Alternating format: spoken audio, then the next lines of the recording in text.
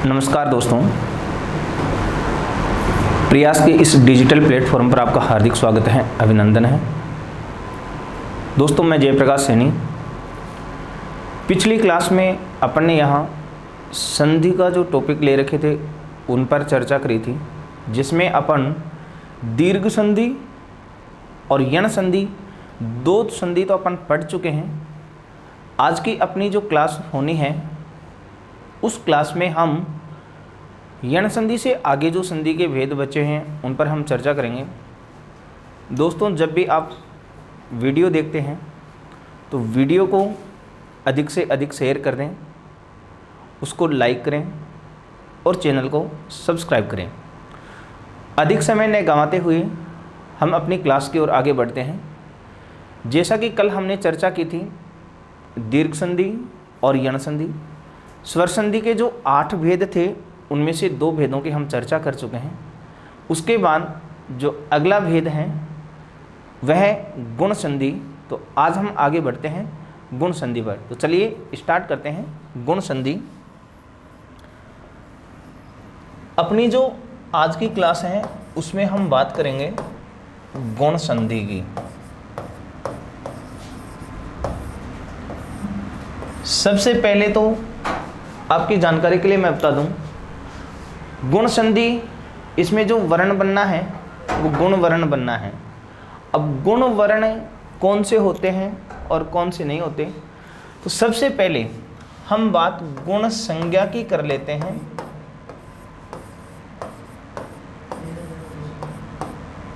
गुण संज्ञा, और गुण संज्ञा जो सूत्र है वह है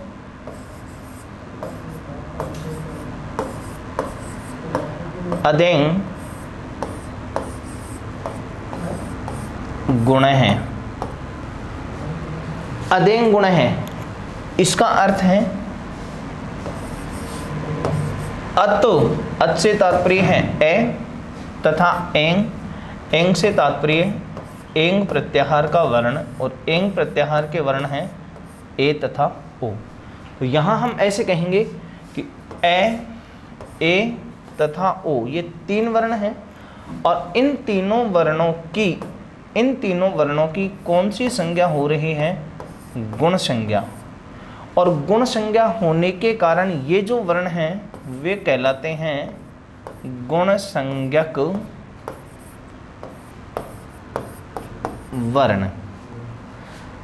गुण संज्ञा सूत्र अदेंग गुण है, जो कहता है ए ओ वर्णों की गुण संज्ञा होती है, अतः इन तीनों वर्णों का नाम हो गया गुण संज्ञक वर्ण।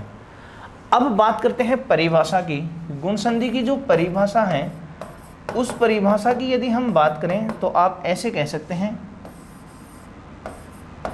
आद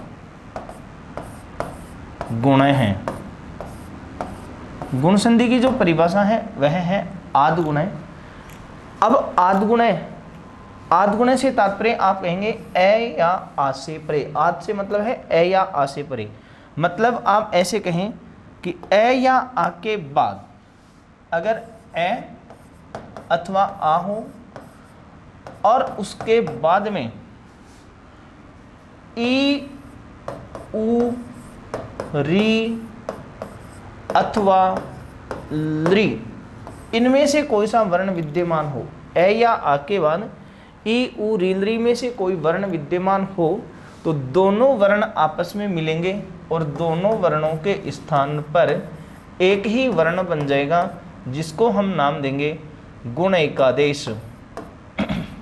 इस रूप में आप ऐसे कहेंगे कि जो दोनों में से एक ही वर्ण बनना है उसका नाम हो जाएगा गुण एकादेश। अब गुण एकादेश से तात्पर्य गुण वर्ण का निर्माण होना है, और गुण वर्ण की हम पहले चर्चा कर चुके हैं। ए तथा ओ जो 3 वर्ण हैं उन तीनों वर्णों की कौन सी संज्ञा होती है? गुण संज्ञा। अब इस संधि को आप सरल से तरीके से समझने के लिए आप इस रूप में पहचान सकते हैं। सबसे पहले अपनी शर्त ये है, ए या आ के बाद में ई अथवा ई विद्यमान हो, दोनों में से कोई सा भी हो, तो दोनों के स्थान पर एक ही वर्ण बनना है और वह बनेगा ए। इसी प्रकार दूसरी शर्त में आप ऐसे कह सकते हैं ए अथवा आ, और उसके बाद में इधर उ अथवा उ, इन दोनों में से कोई सा भी वर्ण आए तो दोनों के स्थान पर जो नया वर्ण बनना है वह बन जाएगा ओ। तीसरी शर्त, आप ए या आ के बाद में री का उदाहरण ले सकते हैं, और री अगर आ जाए तो फिर दोनों वर्णों के स्थान पर जो नया वर्ण बनना है वह बन जाएगा अपना अर। और चौथी शर्त की जहां हम बात करेंगे तो चौथी शर्त में आप ऐसे कह सकते हैं ए या फिर आ हो, और उसके बाद में अगर ली स्वर विद्यमान हो तो दोनों वर्णों के स्थान पर जो नया वर्ण बनना है वह बनेगा अल। तो गुण संधि में जो 4 वर्ण बने हैं उन 4 वर्णों को एक साथ आप देखें तो कह सकते हैं ए, ओ, अर और अल, जो कि हम पहले अपनी जो क्लास हुई हैं उनमें आरंभ में अपन ने गुण संधि की पहचान में भी लिखा था कि जहाँ ए, ओ, अर, अल इनमें से किसी वर्ण का निर्माण होता है उसे हम गुण संधि कहते हैं। प्रायः यहाँ देखें तो जैसे अपन ने गुण संज्ञा सूत्र पढ़ा अधेन गुण है, उसमें भी अपन ने ये कहा था ए, ओ और जो ए, ये 3 वर्ण हैं, इन वर्णों को गुण वर्ण कहते हैं। तो सरल सी बात होगी, जिस संधि में गुण वर्ण बनेगा उसी संधि का नाम अपन ने दिया है कौन सा, गुण संधि। ये तो रही बात इसकी परिभाषा की और पहचान की। अब एक एक उदाहरणों के माध्यम से हम इस गुण संधि को और समझ लेते हैं। तो ध्यान देना, जैसे कि अपन ने कहा ए या आ के बाद में ई अथवा ई है तो ए बनना है, उसका एक उदाहरण सा लेते हैं अपन ने कहा उप धन इंद्र, ये अपने पास शब्द आ गया उप धन इंद्र है। अब यहाँ आप ध्यान देंगे, अपन ने यहाँ ये कंडीशन कही है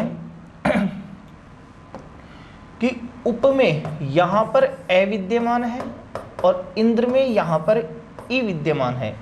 अब ए या आ के बाद ई या ई होता है तो दोनों के स्थान पर ए बनता है, तो यहाँ ए और ई मिलकर के ए बन जाएगा, और जो रूप बनेगा अपना वह बनेगा उपेंद्र। ठीक इसी प्रकार यदि हम बात करें तो अपन इसकी चर्चा कर सकते हैं। जैसे दूसरा उदाहरण लिख रहा हूँ मैंने ये उदाहरण लिखा गंगा धन उदकम, गंगा धन उदकम, ये अपने पास उदाहरण आ गया। अब यहाँ ध्यान देंगे कि यहाँ आ के बाद में उ आ रहा है, एक तरफ है आ और एक तरफ है उ, तो यहाँ जो आप शब्द बनाएंगे तो वह अपना शब्द बन जाएगा गंगोदकम। दूसरा उदाहरण अपना हुआ गंगोदकम।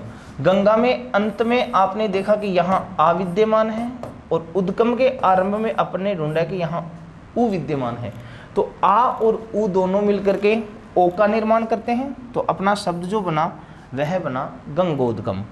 इसी प्रकार यदि अगली चर्चा हम करें तो जैसे कि अपने पास उदाहरण ये है कृष्ण,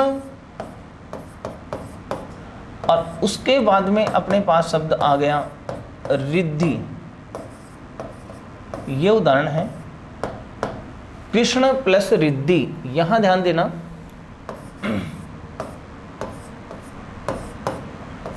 कृष्ण धन रिद्धि की जहां हम चर्चा कर रहे हैं तो यहां पर आपने देखा कृष्ण के अंत में यहां ए विद्यमान है और रिद्धि के आरंभ में री विद्यमान है। ए और री मिलकर अर का निर्माण करेंगे, और जैसे ही अर का निर्माण करेंगे तो जो अपना नया शब्द बनेगा वह ये बन जाएगा कृष्णार्धी। इसको आप समझने की कोशिश करना। देखिए जैसे ही हम कृष्ण में से आप इधर से ए को निकाल देंगे, रिद्धि में से हमें री निकाल देना है, ए और री को मिला करके अपन यहाँ अर का निर्माण कर देंगे। इधर रिद्धि में से री अपन ने निकाल दिया, शेष अपने पास बचा धी। अब क्या करेंगे, इनको आपस में मिलाओ। कृष्ण में तो ए मिल जाएगा तो शब्द बन गया कृष्ण। अब रे के बाद अगर स्वर होता तो वह स्वर रे में मिल जाता, लेकिन यहाँ रे के बाद व्यंजन है, तो ये जो रे है उसके बाद अगर व्यंजन है तो रे उस व्यंजन के ऊपर जाएगा, और ऊपर जाते ही जो शब्द बन गया वह बन गया कृष्णार्थी, ये री का उदाहरण। फिर उसके बाद यदि आगे की चर्चा हम करें तो ली का उदाहरण लेते हैं। जैसे कि अपने पास एक उदाहरण है तव, उसके बाद है लृकार, तव धन लृकार है। अब यहां पर भी आप ध्यान दें, तव के अंत में तो है ए और लृकार के आरंभ में है लृ, तो ए और लृ मिल जाएंगे। ए और लृ मिलकर अल का निर्माण करेंगे और अल का निर्माण होते ही शब्द बना तवलकार, तव धन लृकार, तो अपना शब्द बन गया तवलकार। ऐसे ही कोई गिने चुने एक दो उदाहरण और लेते हैं। मान लीजिए मैं अगला उदाहरण ले रहा हूं आपके लिए। मैंने ये लिखा नग धन इंद्र है। ठीक इसी प्रकार उदाहरण है अपने पास पर धन उपकार है। ऐसे ही अगला उदाहरण है वसंत धन ऋतु, और ऐसे ही उदाहरण मम धन लृकार। ये उदाहरण अपने पास आ गए। अब हम चर्चा करते हैं इनकी। नग के अंत में ए है, इंद्र के आरंभ में ई है, तो ए और ई मिलकर के दोनों के स्थान पर ए का निर्माण होगा और जो नया शब्द अपना बन गया वह बन जाएगा नग्योंद्रो। ठीक इसी प्रकार पर के अंत में ए है, उपकार के आरंभ में उ है, तो ए और उ मिलकर के ओ का निर्माण करेंगे और शब्द बनेगा अपना परोपकार।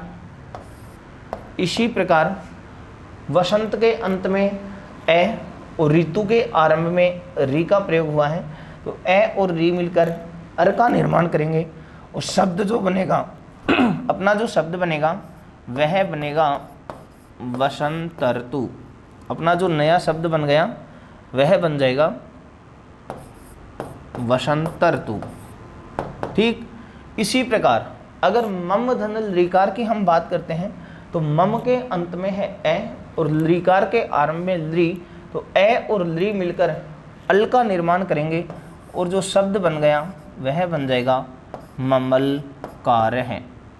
इस प्रकार तो अपन ने गुण संधि में कहा, ध्यान देना फिर से, गुण संधि की जहाँ हम बात करें तो अपन ने ये कहा ए या आ के बाद में ई होगा तो ए का निर्माण होगा, ए या आ के बाद में उ होगा तो ओ का निर्माण होगा, ए या आ के बाद में री होगा तो अर का निर्माण होगा। ठीक इसी प्रकार ए या आ के बाद में लृ होगा तो अल का निर्माण होगा। उदाहरणों की जहाँ हम बात करें, जैसे उपधन इंद्र से बना है उपेंद्र, गंगाधन उद्गम गंगोदकम, ठीक उसी प्रकार कृष्ण धन रिद्धि कृष्णर्धि, और आप कह सकते हैं तव धन लृकार है तवलकार है। तो जहाँ ए ओ अर अथवा अल का निर्माण होगा उस संधि को हम कहेंगे गुण संधि। उसके बाद अगली संधि की हम चर्चा करते हैं और अगली संधि जो अपनी है वह है वृद्धि। वृद्धि संधि। यदि वृद्धि संधि की बात करें तो सरल सी बात है, इसमें वृद्धि वर्ण बनना है। और वृद्धि संधि की जहां हम बात करते हैं तो सबसे पहले तो हम वृद्धि संज्ञा की बात करते हैं। वृद्धि संज्ञा। अगर वृद्धि संज्ञा की हम बात करें तो जिस प्रकार गुण संज्ञा का सूत्र अदेंग गुण है, वैसे ही वृद्धि संज्ञा सूत्र है वृद्धि रादैच। वृद्धि रादैच। इस सूत्र की एक विशेषता और भी सुनिए। पाणिनीय जो अष्टाध्यायी है उस अष्टाध्यायी में जो प्रथम सूत्र है, पाणिनीय अष्टाध्यायी में जितने भी सूत्र हैं उन सूत्रों में जो सबसे पहला सूत्र दिया गया है वो यही है वृद्धि रादैच। यदि अंतिम सूत्र की हम जहाँ चर्चा करते हैं तो अंतिम सूत्र के रूप में ए का प्रयोग आता है। यहाँ वृद्धि रादैच जो वृद्धि संज्ञा सूत्र है वो अष्टाध्यायी का पहला सूत्र भी हम कहते हैं। ये इसकी एक विशेष बात आप ध्यान रख सकते हैं। इसका अर्थ निकालते हैं तो जैसे ही वृद्धि रादैच इस शब्द का हम विच्छेद करेंगे तो आप यहाँ दो जगह से इस शब्द को तोड़ेंगे। वृद्धि ही धन आत धन ऐच, यहाँ मतलब आप ऐसे कहेंगे वृद्धि आत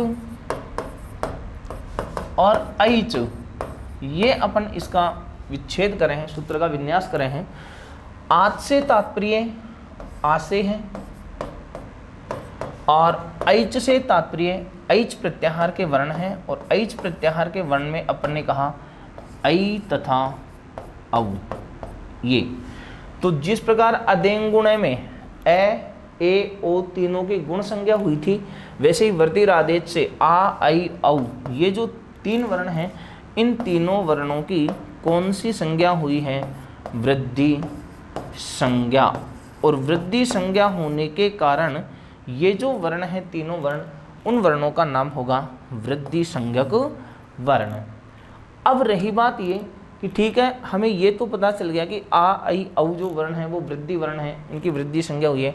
तो अब क्या वृद्धि संधि का नाम कैसे पड़ा इसका? तो जिस संधि में वृद्धि वर्णों का निर्माण होगा उस संधि को हम कहेंगे वृद्धि संधि। जैसे कि अब हम चर्चा करते हैं वृद्धि संधि की, अगर परिभाषा की बात करते हैं आप, वृद्धि संधि की यदि परिभाषा की हम बात करें तो परिभाषा इसकी ये होगी, वृद्धि रेचि, वृद्धि रेचि, इसे हम कहेंगे, ये वृद्धि संधि की परिभाषा है। इस संधि को मैं गुण संधि से ही सरल तरीके से समझा देता हूँ। ध्यान दें, एक बार हम अपने स्वर लिख लेते हैं, जो स्वरों की अपन ने चर्चा करी है। देखिए स्वरों में हम बात कहें तो ए, आ, ई, उ, री, उसके बाद री, फिर ए, ऐ, ओ और औ, ये अपने स्वर हैं। अब गुण संधि में जो वर्ण काम में आ गए वो छोड़ दो, बच गए जो वृद्धि संधि में काम आएंगे। कैसे? समानता ढूंढते हैं और असमानता ढूंढते हैं। अब ध्यान करना आप, गुण संधि में पहले ए अथवा आ विद्यमान था, तो वृद्धि संधि में भी पहले ए या आ ही होगा। उसके बाद में वहां पर ए, उ, री और एक स्वर और है लरी, ई, उ, री, लरी, ये जो स्वर हैं यहां तक ए या आ के बाद में अपन बात करें, इन स्वरों का प्रयोग हम गुण संधि में कर चुके हैं। अब इनको छोड़ दो, इनको छोड़ने के बाद अपने पास जो स्वर बच गए वे स्वर अपने पास प्रायः हैं, ये बच गए, ये जो चार स्वर हैं वो बच गए, ए, ऐ, ओ, औ। तो अपन क्या कहें, यहाँ पर परिभाषा में भी नाम दे रखा है एची, एची का मतलब एच प्रत्याहार के वर्ण। तो आप ऐसे कहें, ए या आ के बाद में अगर एच प्रत्याहार के वर्ण विद्यमान हों तो दोनों वर्णों के स्थान पर वृद्धि रेखादेश हो जाएगा।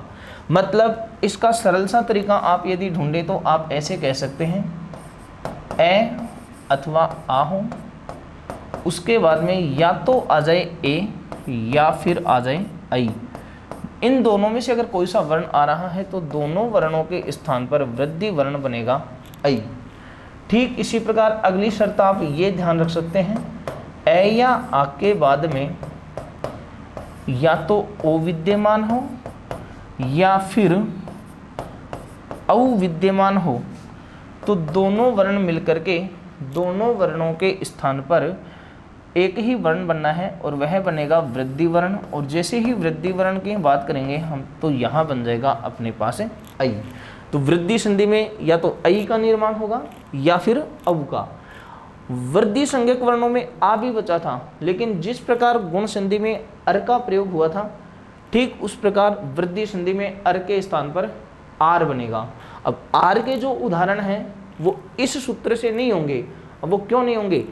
परिभाषा में साफ निर्देश दे रखा है, कि यहाँ एच प्रत्याहार का वर्ण होना चाहिए, और एच प्रत्याहार के वर्णों में तो 4 ही वर्ण आ रहे हैं, ए ओ ऐ औ, तो ये होंगे तो आर तो बन ही नहीं सकता। आर बनाने के लिए तो री का होना जरूरी है, और री इनमें है नहीं, इसलिए उसके लिए जो गुण संधि के प्राय अपवाद होते हैं, जो विशेष रूप में प्रयुक्त होते हैं, जहाँ वृद्धि संधि मानी जाती है, वहाँ हम उनकी अलग से चर्चा कर लेंगे।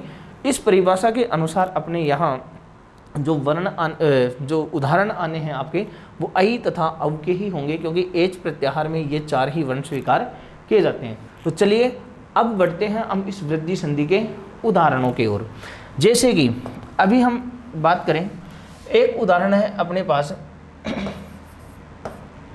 कृष्ण धन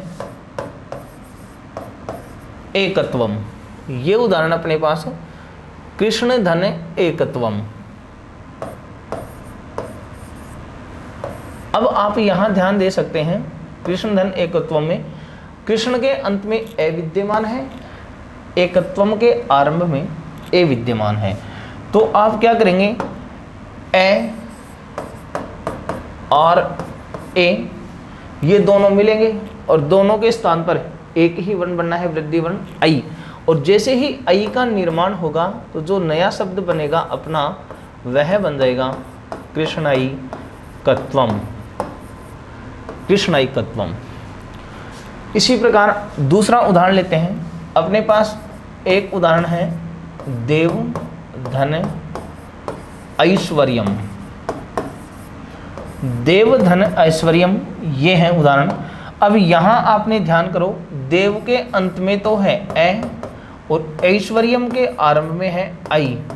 अब यहाँ ए और ऐ मिलेंगे, और जैसे ही ए और ऐ का निर्माण होगा, मिलान होगा, और जैसे ही मेल होगा तो दोनों के स्थान पर वृद्धि वर्ण ऐ का निर्माण होगा, और ऐ बनते ही अपना रूप ये बन गया देवैश्वर्यम।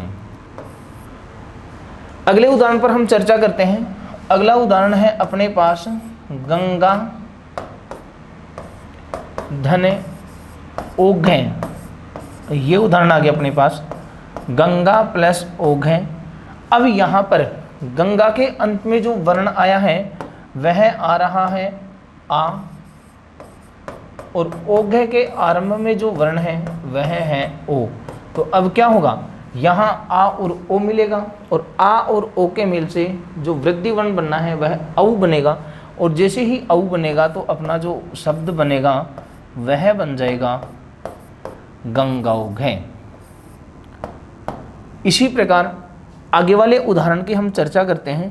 तो आप ऐसे कह सकते हैं, जैसे मैंने एक उदाहरण लिखा है कृष्ण धन औत्कंठ्यम, औत्कंठ्यम, ये उदाहरण आ गया अपने पास।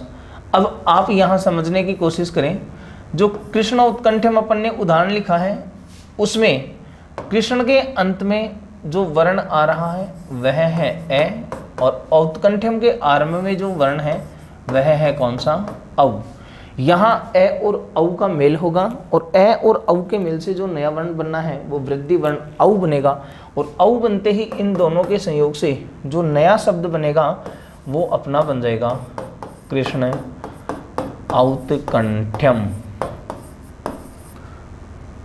इस प्रकार तो यहाँ आपने देखा कि ये जो अपने चारों उदाहरण हैं, जैसे अपन ने कहा कि ए या आ के बाद में ए या ऐ आना है तो ऐ का निर्माण होना है, ए या आ के बाद में ओ अथवा औ आएगा तो औ का निर्माण होगा। उदाहरण पर आप चर्चा करें तो देख सकते हैं, कृष्ण धन एकत्वम, कृष्ण के अंत में ए है, एकत्वम के आरंभ में ए, तो ए और ए मिलकर के ऐ का निर्माण हो गया। अपना जो नया शब्द बना वो कृष्णैकत्वम। ठीक इसी प्रकार देवधन ऐश्वर्यम की बात करें तो यहाँ ए के बाद में ऐ का प्रयोग हुआ है, तो भी ऐ का निर्माण हुआ और अपना शब्द बन गया देवैश्वर्यम। इसी प्रकार गंगाधन ओघै में हम बात करें तो आ के बाद में ओ का प्रयोग हुआ है, इसलिए दोनों के स्थान पर औ का प्रयोग हो गया, और औ का निर्माण होते ही अपना जो शब्द बना वो गंगौघै। और इसी प्रकार आगे वाले उदाहरण पर हम बात करें कृष्ण धन औत्कंठ्यम, तो यहाँ आपने देखा कि ए के बाद में ओ का प्रयोग हुआ है, अतः दोनों के स्थान पर वृद्धि वर्ण औ बन करके शब्द जो बना वो बना कृष्ण औत्कंठ्यम। इस प्रकार अपन ने गुण संधि में जहां गुण वर्णों की बात करे थे ए ओ अर अल, वहीं पर वृद्धि संधि में वृद्धि वर्ण ऐ औ आर आल का प्रयोग होता है। तो अपन ने दोस्तों आज की जो अपनी ये क्लास हुई है उस क्लास में अपन ने गुण संधि और वृद्धि संधि की बात करी है। अब आगे क्या है, कुछ ऐसे अपवाद स्वरूप कहते हैं आप, जिनके जो गुण संधि के अपवाद हैं प्राय उनमें वृद्धि संधि मानी जाती है। तो जहां गुण संधि न होकर के वृद्धि संधि होती है, जो विशेष उदाहरण है इसके लिए, तो उसके लिए प्राय 7 नियम चलते हैं, जिनकी चर्चा हम नेक्स्ट क्लास में करेंगे। दोस्तों तब तक के लिए जय हिंद, जय भारत।